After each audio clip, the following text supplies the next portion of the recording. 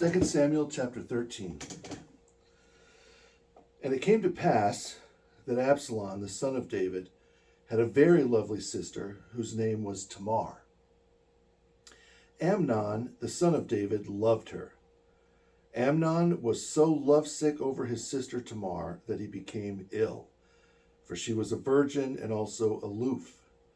It was nearly impossible in the eyes of Amnon for him to gain her affection. But Amnon had a companion whose name was Jonadab, the son of Shimeah, David's brother. Now Jonadab was a very clever man, and he said to him, "What is the matter with you, son of the king? Why are you becoming weaker day after day? Will you not tell me?" Amnon said to him, "I am in love with Tamar, my brother Absalom's sister."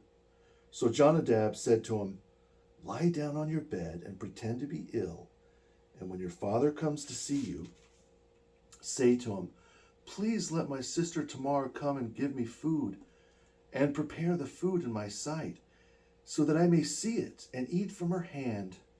Then Amnon lay down and pretended to be ill.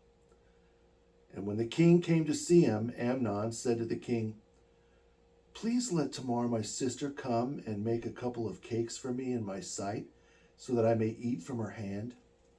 And David sent home to Tamar, saying, "Go to your brother Amnon's house and prepare food for him." So Tamar went to her brother Amnon's house, and he was lying down. Then she took flour and kneaded it, made cakes in his sight, and baked the cakes. And she took the pan and placed them before him, but he refused to eat. Then Amnon said, "Have everyone go out from me." And they all went out from him. Then Amnon said to Tamar, "Bring the food into the inner chamber, so that I may eat from your hand." And Tamar took the cakes she had made and brought them to Amnon her brother in the bedroom. Now when she had brought them for him to eat, he took hold of her and said to her, "Come, lie with me, my sister." And she answered him, "No, my brother, do not shame me, because it is not done this way in Israel. Do not do this foolishness. And how could I bear my disgrace? As for you, you would be like one of the fools in Israel. Now therefore, please speak to the king, for he will not withhold me from you." However, Amnon would not heed her voice, and since he was stronger than she, he violated her and lay with her.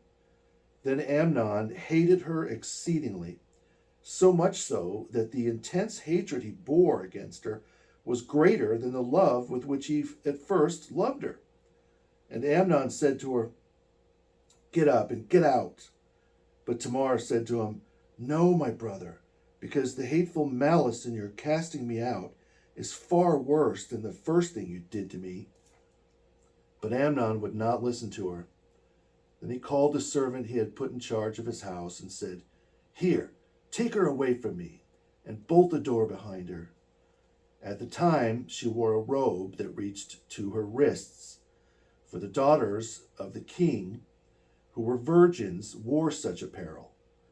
And his servant put her out and bolted the door behind her. Then Tamar put ashes on her head.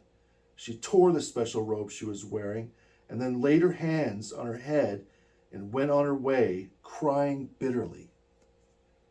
And Absalom, her brother, said to her, "Has Amnon your brother been with you? Now then, my sister, keep quiet, because he is your brother. Do not put it into your heart to speak about this." So Tamar lived her life as a widow in her brother Absalom's house.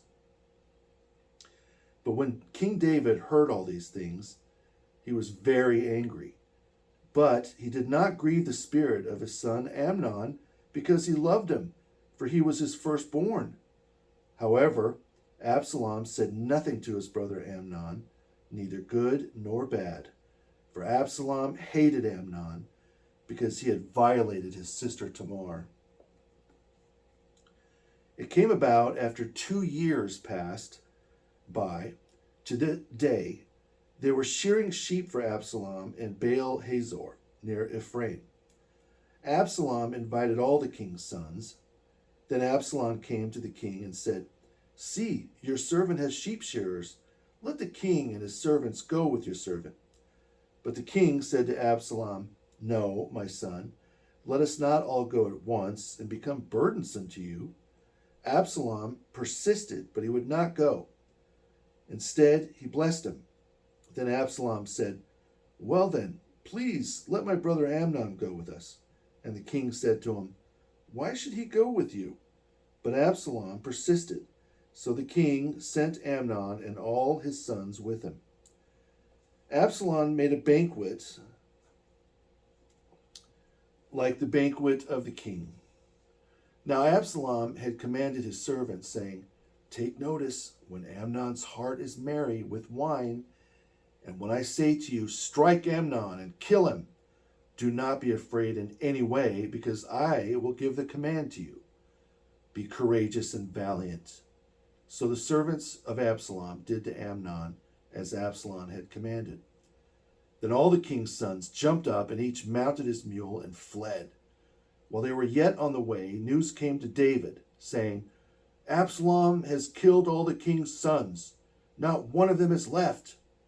So the king arose and tore his garments and lay on the ground, and all his servants stood by with their clothes torn. Then Jonadab, the son of Shimeah, David's brother, spoke up and said, "Let not my lord the king suppose the servants killed all the young men, the king's sons, for only Amnon is dead. For by command of Absalom, this has been determined from the day Amnon violated his sister Tamar. Now therefore let my lord the king not take the thing to heart, thinking that all the king's sons are dead. Only Amnon is dead." Then Absalom escaped. And the servant keeping watch looked up and saw many people coming down the road from the mountainside behind him. The watchman came and told the king and said, "I saw men on the road of Oronan coming from the direction of the mountain." And Jonadab said to the king, "Look, the king's sons are coming. It is as your servant said." As he finished speaking, the king's sons arrived and wept aloud. And the king and all his servants wept very bitterly. But Absalom escaped and went to Talmai, the son of Ammihud, king of Geshur, in the land of Makad. King David mourned for his son every day. So Absalom fled and escaped to Geshur. He stayed there 3 years. And the motivation of the king to seek out Absalom ceased, for he was consoled and at peace concerning the death of Amnon.